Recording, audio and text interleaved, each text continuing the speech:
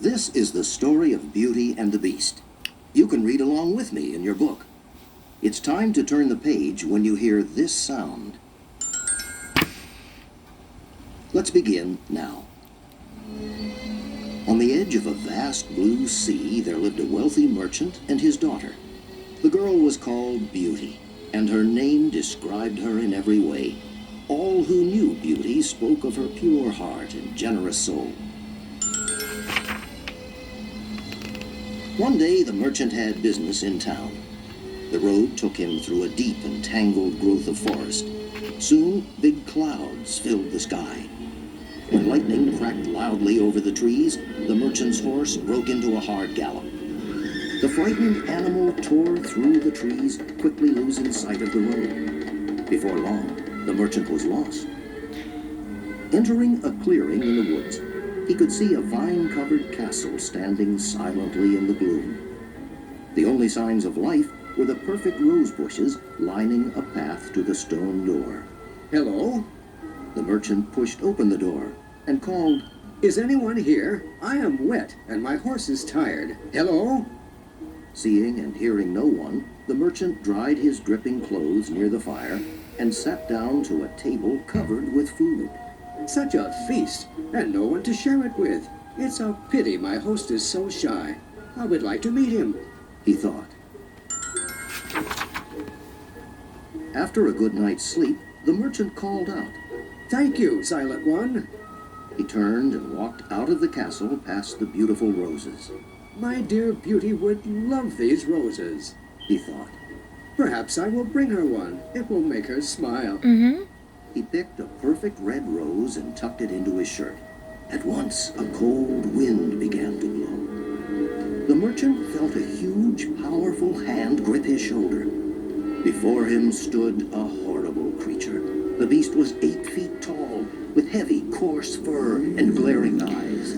Long, sharp claws dug into the merchant's coat with an iron grip. You would steal from me, the beast roared. After I gave you shelter from the storm, after I fed you, gave you rest. My roses, they are my only pleasure, my only love. You will pay for this theft with your life. Forgive me. I only wanted to bring my daughter Beauty this lovely rose, the merchant begged. She is my dear child. I just wanted to see her smile. Indeed, growled the beast. I think I would like to see this smile you speak of. Very well. Your beauty will pay for my beautiful rose.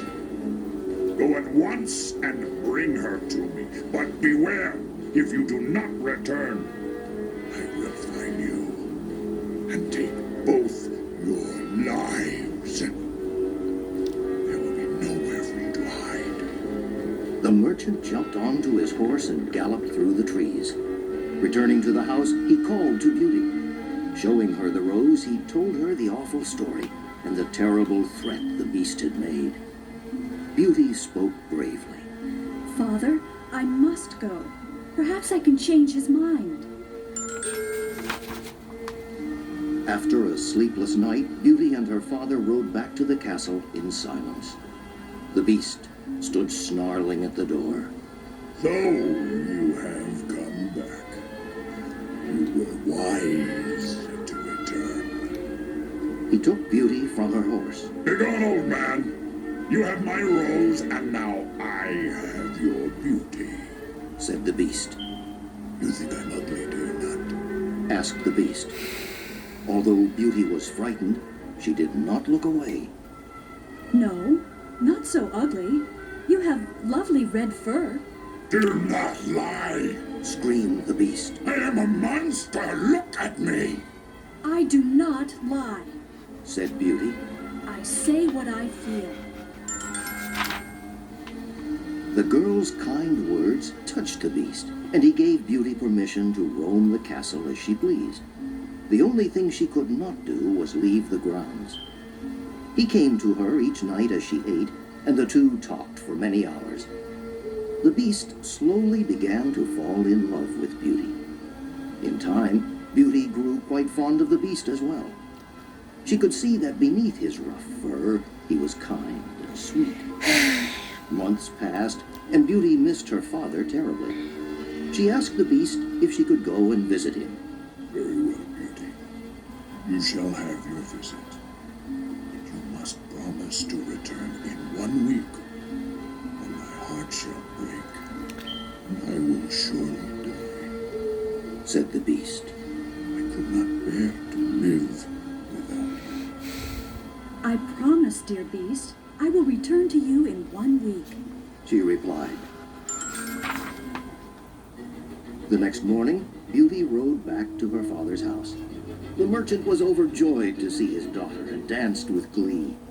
Her days were filled with happy times, and soon her promise was forgotten. On the last night of the week, Beauty dreamed that the Beast was lying on his hard bed, his breathing slow and weak. His lips moved.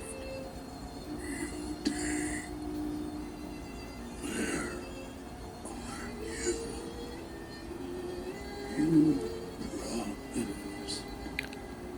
The Beast was dying. Beauty woke with a start.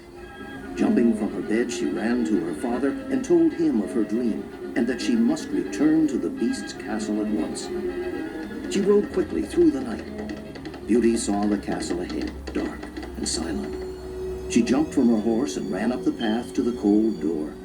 The beautiful roses, once full and bright, were wilted, and their dull leaves littered the ground. Beauty found the Beast just as in her dream. His eyes were closed, and she could not hear his breathing. He appeared lifeless. Oh, Beast, what have I done? Cried Beauty. You cannot die, my wonderful Beast. I love you. Beauty wept, her tears falling softly on the Beast's huge face. As the tears fell, the Beast began to change. The thick red fur melted away, revealing a handsome young man. Beauty was amazed as the young man told her that he was a prince who had been turned into the ugly Beast by an evil witch. The witch's curse could only be lifted by the love of one pure of heart. Desires. Beauty's pure spirit had broken the spell. As dawn broke over the castle walls, Beauty and her prince danced and dreamed of their future together. Yes.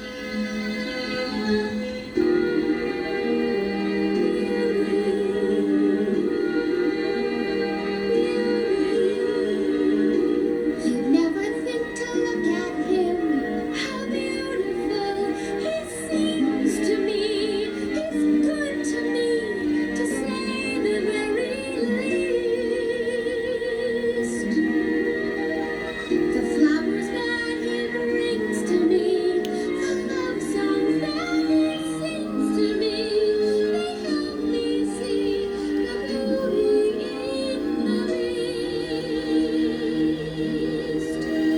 Now that I'm with him, time has ceased, and I can see the beauty and the beast.